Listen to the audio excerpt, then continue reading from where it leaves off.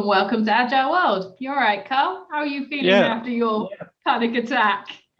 It wasn't a panic attack. It was a technology attack. Okay, the technology failed me, and I went along with it.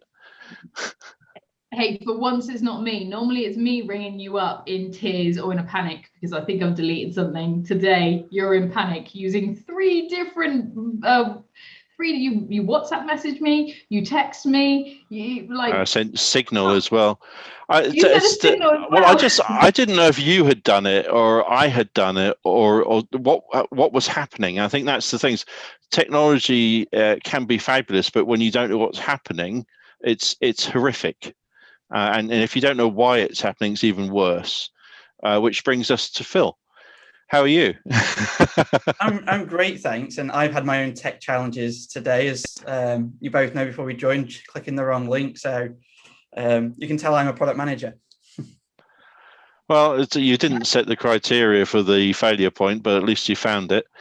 So Phil, Sabrina, do you want to introduce Phil since you met before, I believe, somewhere? It's not some random guy we found on the street and said, do you know anything about Agile?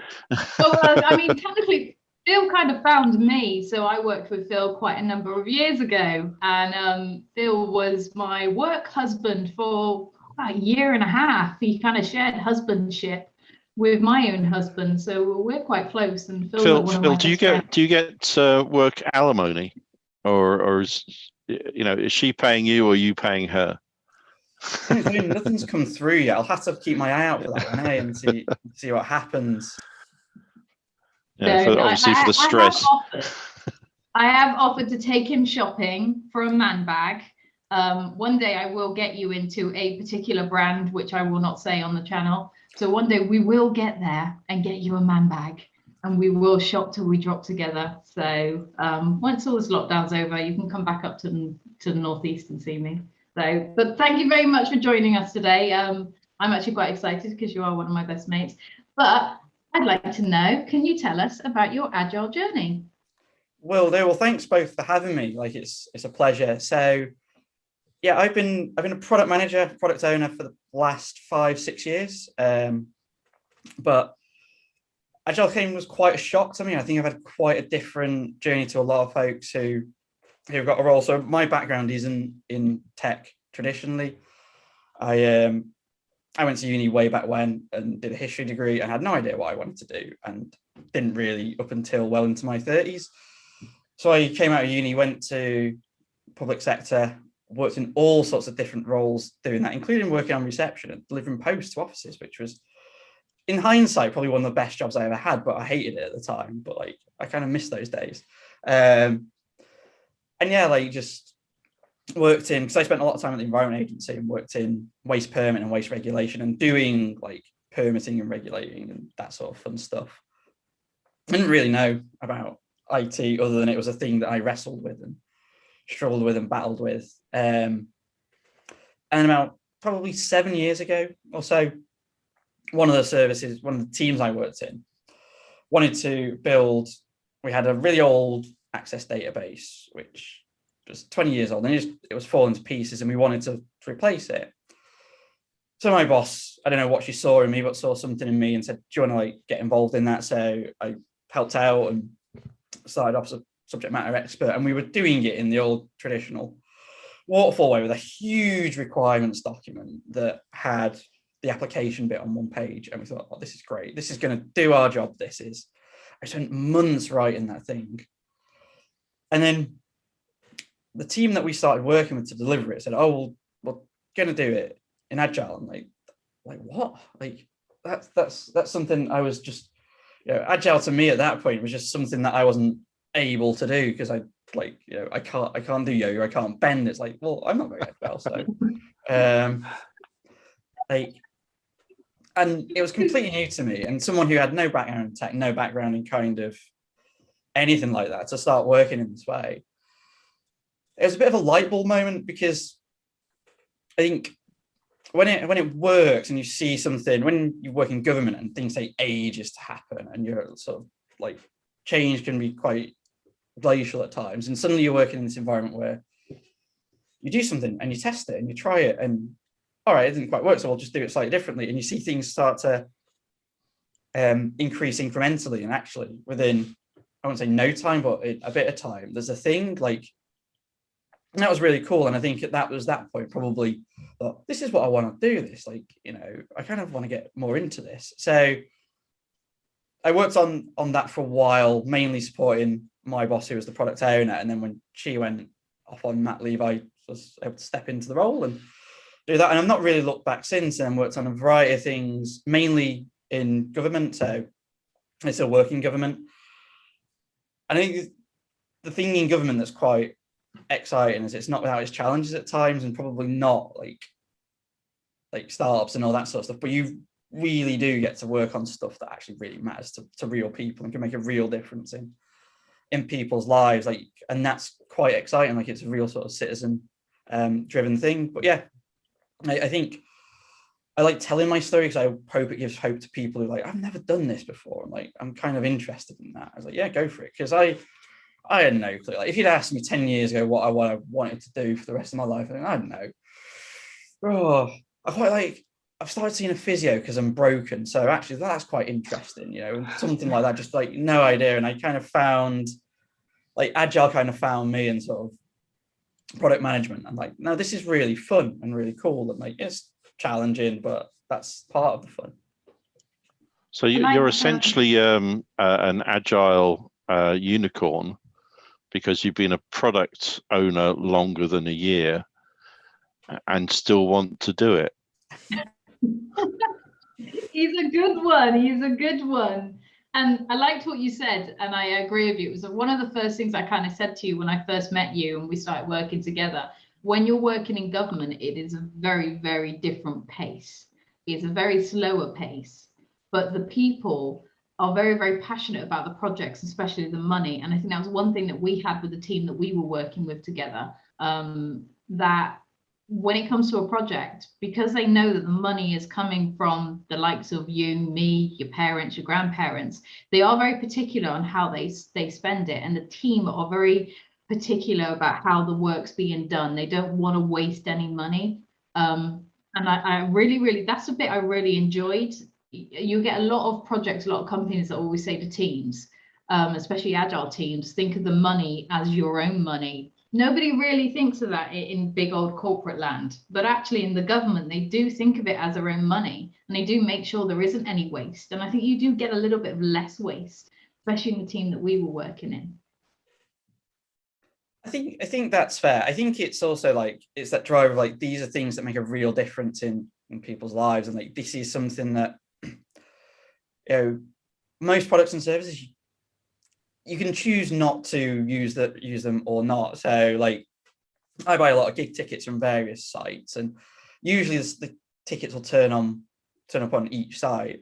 And some sites I won't use because I've had bad experiences of it. Whereas if you need to get a passport, like, you need to get a passport, and there's only one place you can go and do that. But it's imperative that like, that is made easy for you rather than made really hard and really challenging. So I think that helps. And I think that's one of the appeals of sort of doing it within government. To your point, Karl, about the Agile unicorn, I'm going to take that. I'm going to put that on like my stuff. I think the product owner and the product manager can sometimes get a bit of a bad rap, and I think it's quite misunderstood. And I think whether I completely, like, from what you were saying, Sabrina, like, it depends on how good you are or not.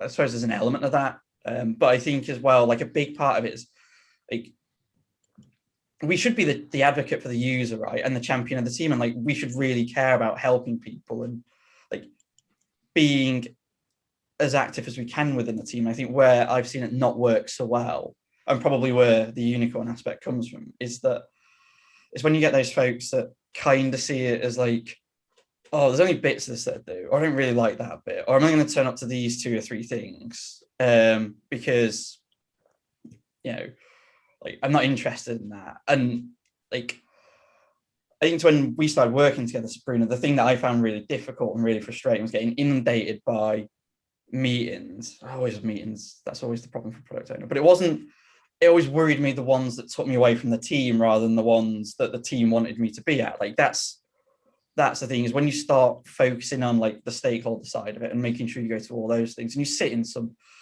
like thinking back to that particular project, like I sat in some stuff that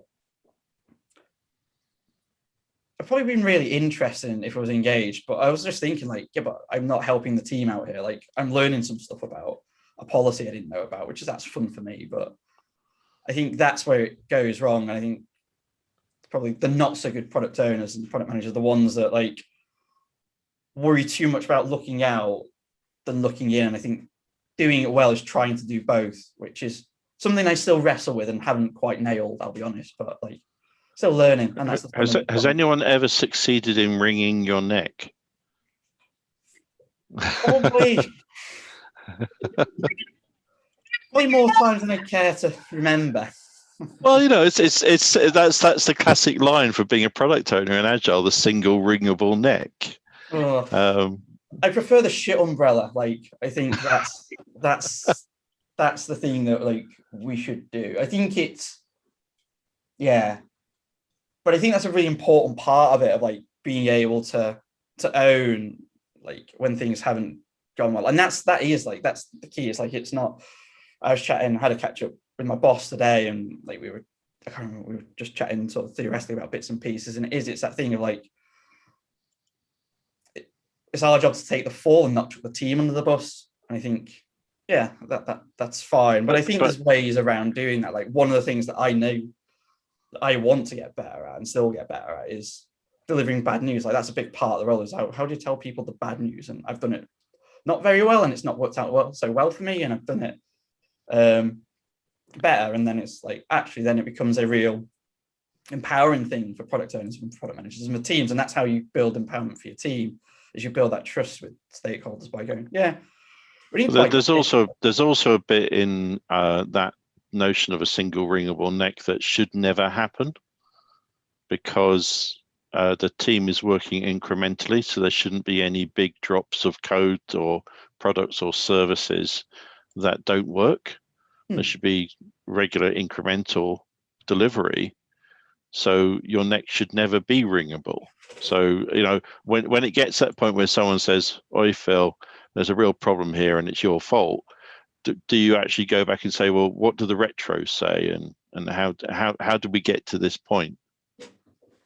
Yeah, so I think it's a case of reviewing against how we've got there, but also the thing that, and it was something Sabrina and I wrestled with a lot on the project we worked on, is it's when you can't nail down, and it's not necessarily nail it down, but like have that clarity around a roadmap, but also like what is the thing that, because 9 times out of 10 when someone wants to wring your neck or whatever at you, it's because usually something they've suddenly decided they want isn't going to get done in the time scale they've given you, and it's like, right, okay, and where and I think a lot of it comes with experience, where I've not done it well in the past and where I've learned from mistakes. And I think that's a big part for any team, for any sort of anyone working in Agile, but particularly the product manager role and product owner role. And this is what I say to folks that like I mentor and line manage is, you know, we're going to get it wrong, and it's learning from those experiences. So, you know, the obvious one is like, you shouldn't get there, not necessarily just by looking through retros and seeing where have we gone wrong, where could we have done it better, how we reached that point, but also go like, okay, you say you want this thing and it's really urgent, what are we not doing on there then? Like, you tell me all this stuff's urgent, that doesn't work, like that can't happen. Time is not infinite, you know, not we only have so much time in a day, can't do it all. And the rookie mistake every product owner will make, and I've made it loads, well, you know, in my younger stupider days, is, oh yeah, we can do it, oh that's fine, or you try and get people to attribute a size into something. Like sizing is something that when I started out was like, oh my god, I really need that, like it's so helpful, like t-shirt size and or story point or so whatever. But now it's like, actually it just becomes a millstone around your neck. Like there's got to be better ways of trying to do that than just keep sizing. But I think, yeah, like the ways to avoid it are to always be just making sure you, like you say, you're doing things incrementally, and to learn from what you've done and what hasn't worked well in the past, and to make sure you learn from experience. Like a lot of people, it seems a really obvious thing, but not everybody does it or has the wherewithal to do it.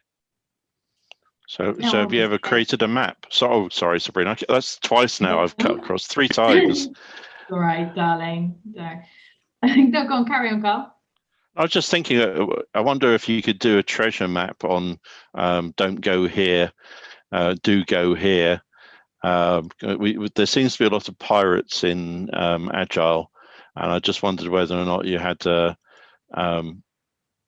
enough of an insight into what you've done so far that you could actually say, this is what I'm about to get my neck wrung looks like.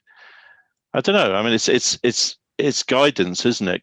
Can you provide any guidance of what you've learned so far, in order to gain your unicorn status, obviously, and be a mythical creature? It's just interesting because I do product ownership as well from time to time, and it's something I have become because no one else is, rather than something I particularly wanted to do. But it's something that you got excited about and saw a way to have impact. So have you got any guidance on finding the right path? So I think in terms of finding the right path, I really like the treasure map idea. I'll probably do that. Like, that seems like a really cool thing to do. But I haven't done anything like that yet. I think what I'd say to people, because I think that's your experience, Karl, is quite common for a lot of people. And I think it's where, if I was going to think of a reason why a lot of teams don't deliver as well as they could, it's because they don't have that person. Like, the product owner is usually, it's either someone like yourself doing it, or it's someone who has, in my world, that'd be policy.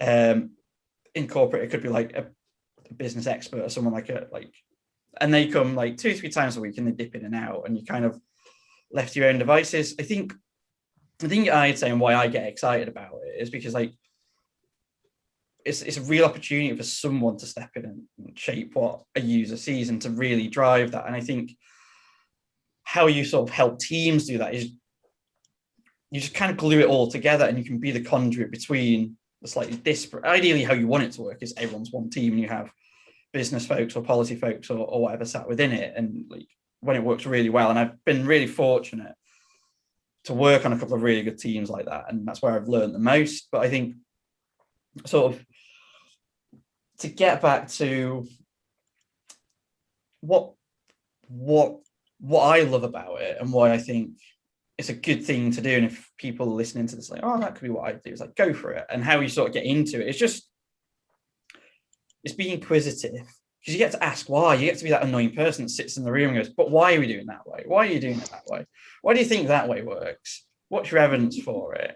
You can, and that's fun. I mean, it makes you like slightly irritating at times. I'm sure I'll wind teams up, but that's the fun bit of it. You get to see how you can make a difference for people. And in terms of getting into, like I say, my journey, I just fell into it. And I think if people are interested and curious, like, ask questions and like say, oh yeah, I want to like understand that. And like product ownership, product management, like there's starting to be like a bit of a budding community out there now. So there's lots of us about, and we're always happy to talk to people. So I think, yeah, if you're interested in tech, if you're interested in digital delivery and helping users out, most importantly, but you've not got a tech background and you've not like got a design background or anything like that, then like, yeah, product management's for you. Like you can get involved in it that way. Here's an interesting question, and I'm going to ask you this because it kind of came up to me on Monday. Do your friends and family in the outside world actually understand what you do for a living? And the only reason I'm asking this is, one, nobody understands what I do for a living. And two, I was in the Apple store on Monday, dropping off my MacBook Pro, and they asked me, I said, look, I need it back ASAP. And they asked me what I did for a living. And I said, I was an Agile coach. And when I walked out of there, I actually said, that's the first place I've probably been in years where someone's asked me what I do for a living, and they actually do know what I do for a living. And I haven't had to explain it. I was like, oh, you're an Agile coach. Do you get that problem? All the time. I'll have to share it afterwards, but there was a brilliant, at one of our product community sessions, someone shared a meme, and it was basically what everyone thinks we do, and different people in in family, friends, whatever, saying, "Oh yeah, I don't really understand that." I think there's more acceptance of it, but I think it's still, people are still not quite sure of the product owner role. And I think particularly, if you look at Scrum and you've got product owner and Scrum master, or where I am now, it's more product manager and delivery manager. Like, people like, well, is it not one and the same thing? And I can see why you think that, but it really isn't. Like, there's some really important sort of differences. But yeah, like, I think that's, product management is still quite new as a career, like a lot of sort of careers related around Agile. So, and like, you can't do a course in it, or you can do courses, so you can't do like a degree in it, not yet, or anything like that. Like, say, I've got a history degree and spent years doing other stuff. So yeah, it's one for us to keep championing, like, this is what I actually do. But yeah, if someone asks me that question again, I'll tell you how I answered it, Sabrina, and what context it is. So I've got another question. My mum still asks me, when will you get a proper job? So my dad still thinks I'm an engineer, and when I was actually a networks engineer, he still thought I was a PA. So I can't seem to catch up with what I'm doing. He just says to me, "You're obviously doing all right for yourself. You've got a nice car." Right. So I've got another question for you. How does it make you feel if someone calls you a project manager? Oh, kaboom! I could just see your head explode. Then it's brilliant. It really winds me up and it really irritates me. And there's a couple of reasons. So the first is because it just fundamentally underestimates what it is we do, what product managers do. And like, there are some things that they're similar, and like, there are things that cross over, but like, it's really quite different. And I think, so the two reasons, the first is because it implies very much, like a waterfall approach, and like, you've usually done prints to, I've not done prints or anything like that. So you've got like all this sort of product management methodology, project management methodology, I'm mixing them up now. And then the other reason it winds me up is like, so I've worked with project managers, and I think at the time when I worked at like environment agency, there's a lot of great stuff, and one of their big things is obviously flood defense. And that's where you'll have like a project manager who will run a project like that. Or, I've seen far too many episodes of Grand Designs during lockdown to know how important a project manager is in terms of making sure, everything's lined up and that you can make all those thousands of decisions of building a house. Now you can build a house agilely. Trust me on that. You can. I'll take your word for that one. But yeah, like, you does wish it. I do mine. Well, I've thought about building a house or renovating something. Yeah, I'd be useless at this. Like, I'd get it all mixed up. But yeah, no, it does. It's an irriting because it fundamentally misunderstands like the beauty of product management and like what makes us so integral in sort of the like delivering services and delivering good services and delivering things in an agile and lean way. Like, and I think, and I'm probably bigging us up a bit too much here, but like, I think to the service we worked on, Sabrina, like, if either one of us hadn't have been there, but particularly if I hadn't have been there, like, that probably would have been a far harder delivery. Or if I'd come at it as I do this like 2-3 times a week, but I've got all this other stuff to do. And I'm interested in all this project management type stuff, that is important. Like, things like budgets are important. Product managers should have their eyes on it and be across it. Like, we probably wouldn't have achieved what we did. We did a lot in a very, very small space of time. So I would agree with you on that. Karl, do you have any questions? I've jumped in a lot this time. I suppose how do you cope with the relationship between Scrum Masters who are still project managers and team workers who just want to get on with it? I mean, how do you deal with, because you've moved from command and control to supposedly self-organizing teams. That's the idea of Agile. But we all know that's not entirely true. because command and control still exists and it's not giving up. So how are you able to service the team effectively while still dealing with the old guard? So I think a key part of that, and I think is a really underrated skill, I think it's just in life, but certainly in product managers, is it's just talk to people and build rapport and understand what makes people tick, because some people do prefer command and control, and sometimes that's fine. Like, I'll be honest, there's times when I want someone, you know what, just tell me what it is, like tell me the thing, and like we can start to focus in around that. I think it's just building empathy and understanding who the individuals are that you're working with and building that rapport. And it's hard at the minute when everyone's remote, but I think we're all human beings, we're all different, and that's what makes us great. And I think it's really understanding that, and I think doing that is how you can start to build that. And that's where you identify the people that need a bit more of the command and control, and that's where you start to coach them, whether directly or indirectly, and start build their confidence, help them to start to see, actually, yeah, and give them empowerment without realizing it. And then in terms of like the Scrum Master, sort of the more project manager type aspect, I think it's just again,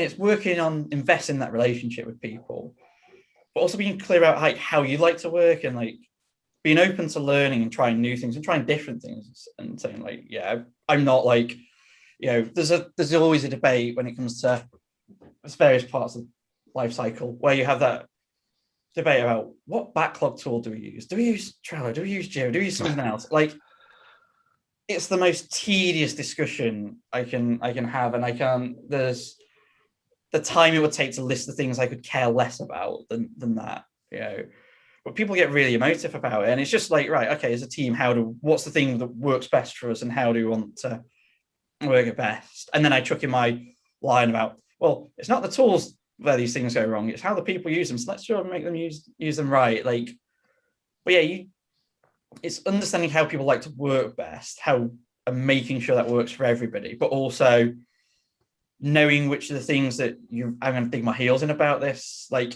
and that's where you can use the sort of single ringable neck thing to your advantage a little bit. Go like, well, I'm the person that's my head's on the block here, like, so actually this is the thing that I think we should do, and like it's non-negotiable.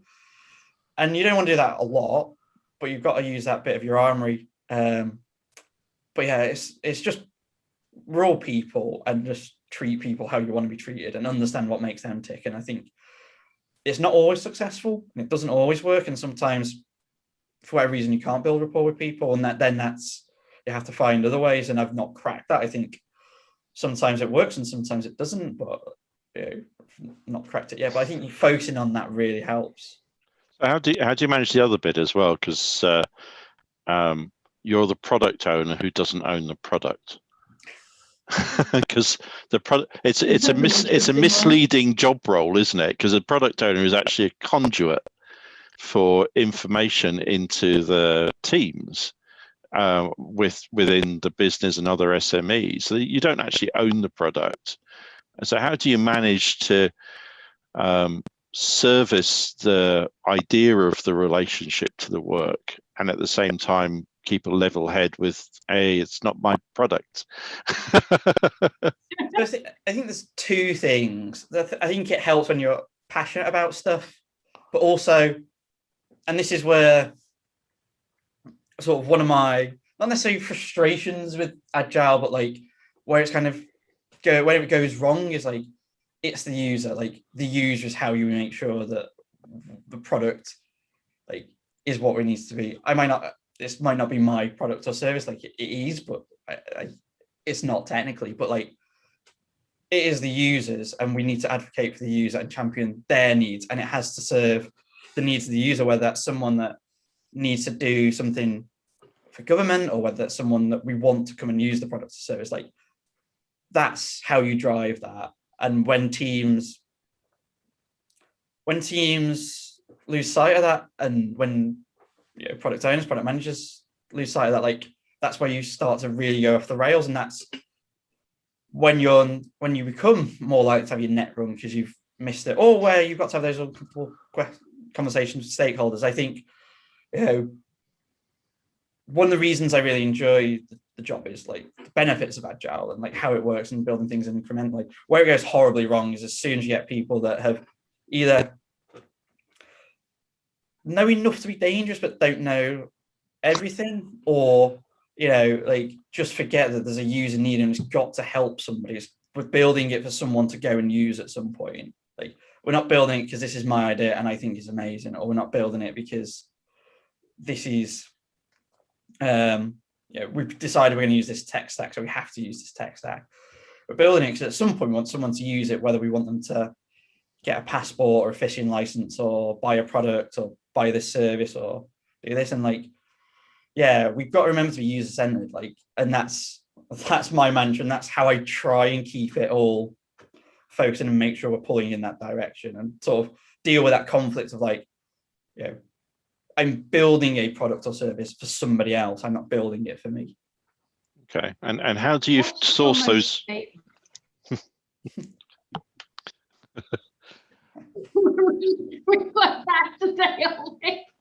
has to happen from time to time. So how do you source those users? Because I actually got involved in Agile because Agile stole user stories from user experience, which is where I come from. And the thing is, we stole them from, we stole a whole load of stuff from marketing about personas because it made sense to, but to take those from being opinions into being science. And then we created this artifact called user stories to help us articulate the journeys of users. Then Agile stole it. So I followed that into Agile to ensure that actually that we maintain the voice of the customer, because you can make up a user story without ever talking to a user. So how do you maintain the voice of the customer in your role and avoid them people just creating user stories that fulfill the requirement for a user story but has no voice of the customer in it? So I think the really obvious answer is talk to them and seek them out and find them and speak to them. And I think like the value of user researchers and good user research, and it's different to market research. And I remember working on something and they were adamant that they had evidence for something and it was market research from a number of years ago. And it's like, yeah, but what are the users telling us? Because market research will tell you something's a good idea. And I'll do a lot of other good things, but I'll tell you something might be a good idea. Whereas user research will tell you if people, will help to tell you if people actually,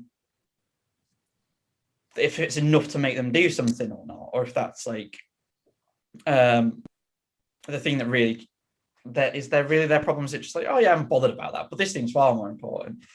So it's talking to users. And I think, yeah, like if people don't talk to users, like it just gets you in so much trouble. There's a really good book that I've been meaning to read for ages and I finally read this year.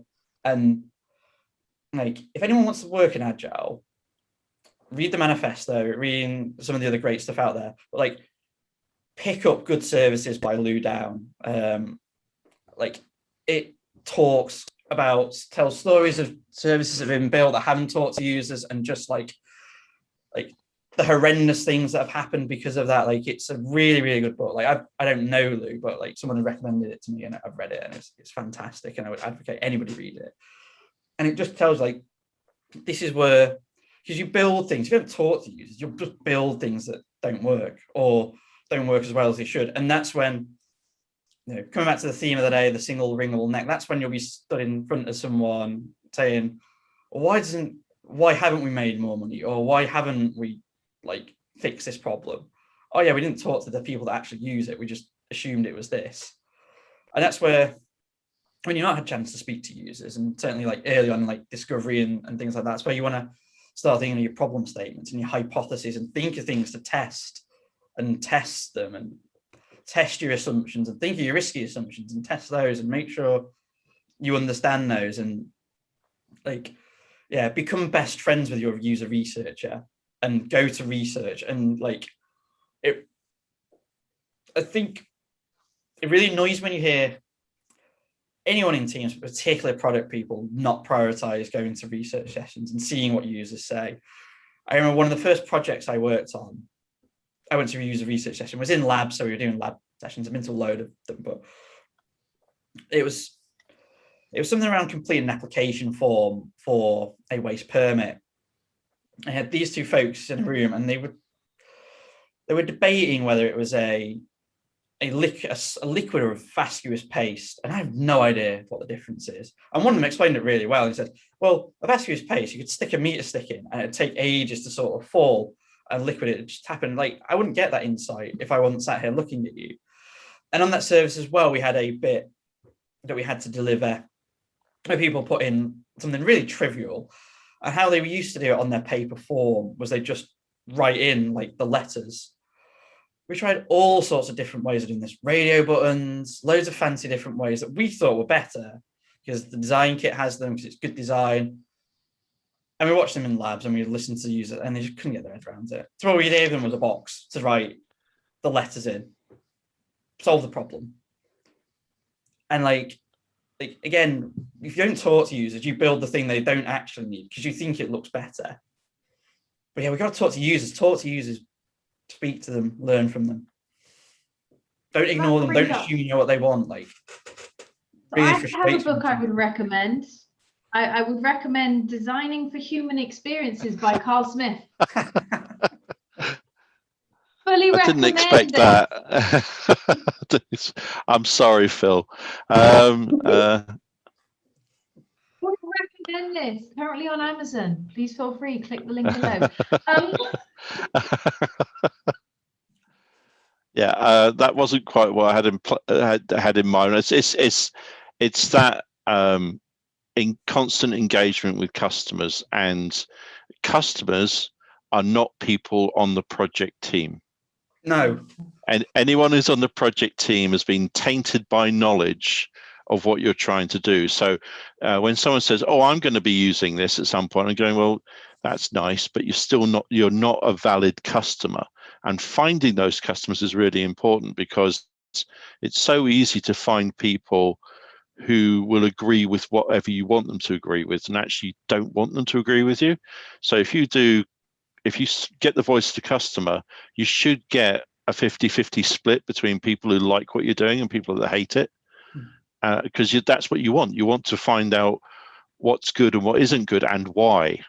It's not opinions, it's filtering their experience through what you're working on, and that's what you're interested in. So getting real customers. I suppose I have done some work with government, and sourcing customers was actually quite difficult because the whole of the world is customers, and but they're not allowed to know what the government's working on while it's in flight.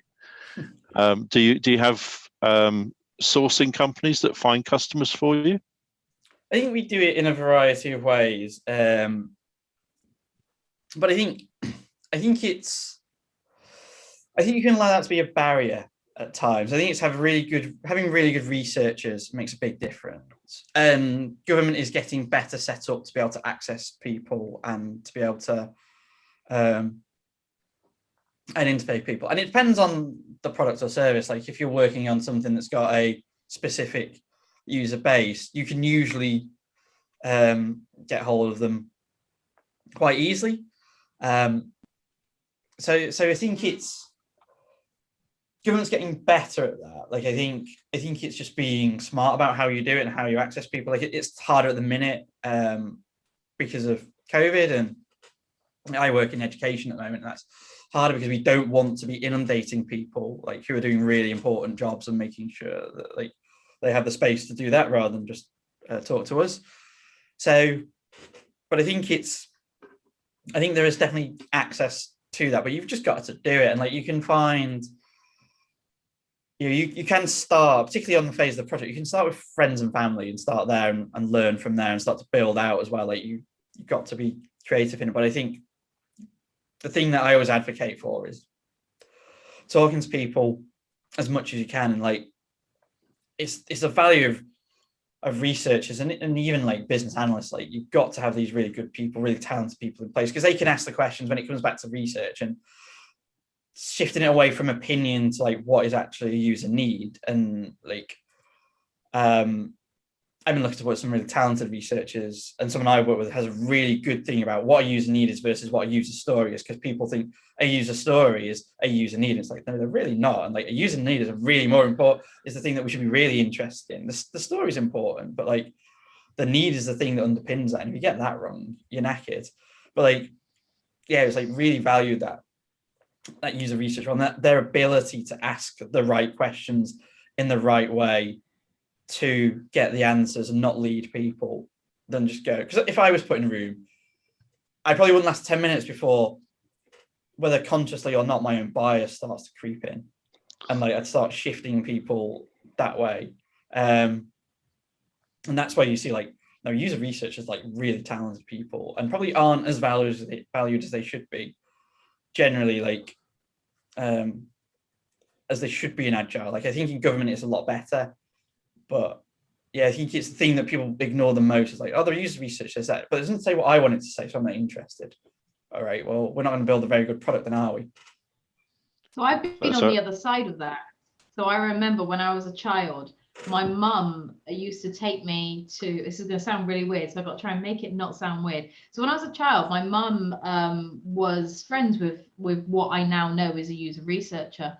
And she used to take me to the local community centre. And as a child, all I knew that was happening was I was put in a room, sometimes on my own or sometimes with other children, and I was given loads of new toys. And these were brand new toys, not out on the market. And I was just literally either on my own, left to play with them and see how I interacted with them. Sometimes I was given a bulk load of toys and they would watch, you know, someone would be, this is going to sound weird, they were behind glass just watching me, you know. Which toy would I go to first? How did I interact with these toys? What you know, was I able to sit there and play on my own with them? Then they would integrate other children in the room. And now thinking back on it, that was user experience. I was part of that whole process. I was that child picking up those toys, and I got to take those toys home.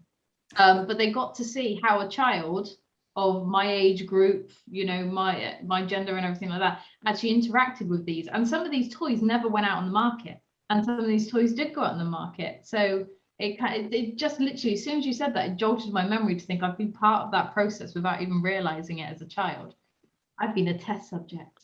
And I actually ran a test for one of the big games companies with 900 children in the whole of Europe. So I organized, I didn't run all the tests, but it was to find out what children wanted to do. And one of the main features that came out with that console came out because of the testing. And that was that children wanted to play with each other on the same devices. And before that, they weren't going to have shared gaming, because no, they didn't see that it was something that was relevant, because there wasn't any other shared gaming around. I can't name the company name, but I think you'll work it out, because this was the first company that ever launched, a Japanese company that launched a handheld gaming device that allowed children to play games with each other, and that came out of the user testing, and those users were children. I just played with Barbie.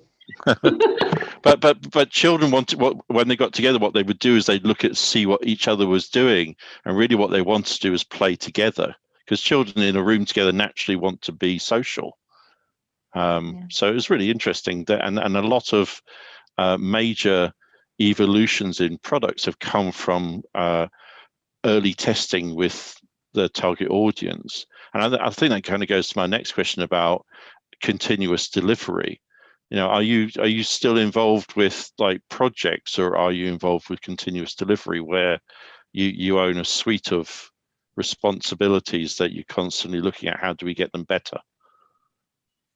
So I think it depends. So I've been involved in both. I think it depends on the organization, the type of product manager you are, and basically the things that are going on.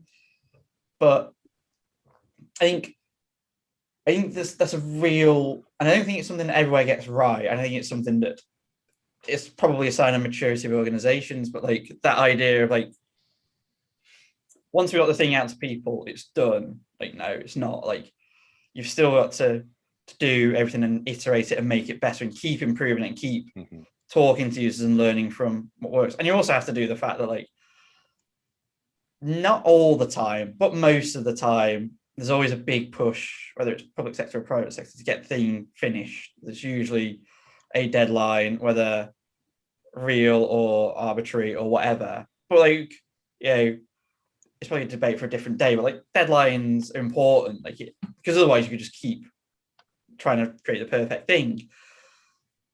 But what that usually means is we've got a chunk of tech there that we've always forgotten about, always left to the last minute. And then, of course, once things are out there, like, people start using it, and then things start going wrong because, you know, more people are using it. Like, we take a private and a public beta approach. So we'll try and test things with a group of invited users initially, get feedback to iterate and improve it before launching it to everyone. But you still, once it's out there to everyone, like, things still go wrong. So continuing to do that and continuing to stay relevant is really important. With a number of government services, like, we're getting there, but I think we're still striving for that. And it's not quite, it's where it's not a like for like comparison with corporate, because, like, you can iterate and improve things, and it's important that we do, but, like, there is that element of, if you want a passport, you have to use the passport service. If you want a driving license, you have to use the driving license service. No competition.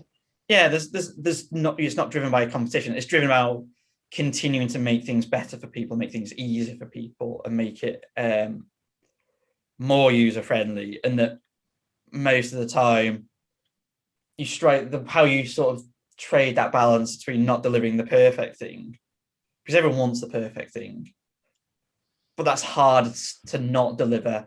It doesn't exist though, does it? Because by the time it arrives in front of a customer, they've moved on. So you're capturing the attention of a slice of the customers, but, you know, the early adopters have moved on, and the late people will arrive just as you decide you want to upgrade it. But also, like, there's the element of what's good enough for the minimum viable products and minimum viable service. You know, like, what's good enough to get something out there so that we can have people using it and deliver the first objective or the first outcome, and to be able to achieve that. Because, you know, you can strip most things back and find something you can get out there quite quickly to start learning and iterating from. And I think that's the thing that we've got to remember, and that's where, like, that's for me, like, the beauty and the fun of it, and why I love the job, is, like, I get to get something out there quite small, and we can build on it and make it better and make it better and make it better. And that's, again, where it comes back to, you know, it's like, it's users, and that's where Agile comes into its own, and sort of the lean approach is like, well, we just get the small thing out there that people absolutely need to do, and then we can learn, and then we can make it better, and then we can learn more and make it better, and learn more and more and make it better and better,